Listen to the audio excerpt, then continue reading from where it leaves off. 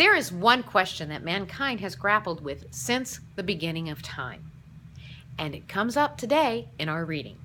Hello, and welcome to In a Minute, the video series reading the Bible one chapter a day, 5 days a week. Today's reading is John chapter 9. Jesus and his disciples encounter a blind man who was blind from birth. It was likely at the temple gates where people unable to work would beg for gifts. It was commonly believed at that time that sickness was a direct result of sin. The disciples' question shows that we have been wrestling with the question of human suffering for a long time.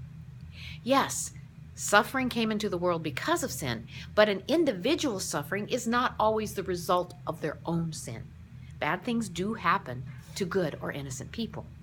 Jesus rejects the conventional way of thinking and shows that there are times when God allows suffering in order to show his glory, and he always uses it for a good purpose for all involved.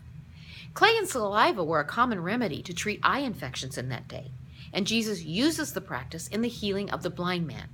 It was not the method, but the man's faith and action by washing that is important. Imagine the man's joy in seeing for the very first time in his life. It must have been a glorious moment for all who witnessed it. But instead of rejoicing with the man, the Pharisees became angry because of a so-called broken rule. They even questioned if the man had really been blind and demanded verification from his parents.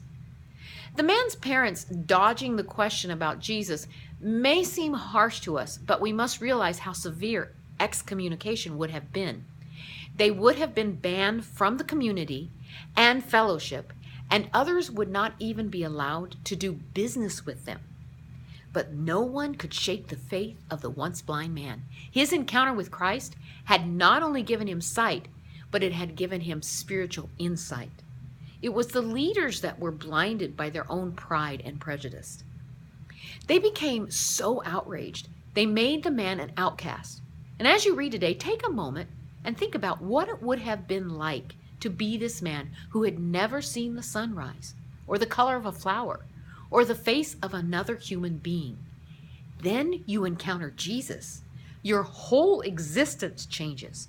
Then pay attention to the conversation between this man and Jesus at the end of the chapter. Note that at the beginning of chapter 9, the man calls Jesus a man. Then in verse 17, a prophet. And finally, he comes to full faith in him as the Son of God.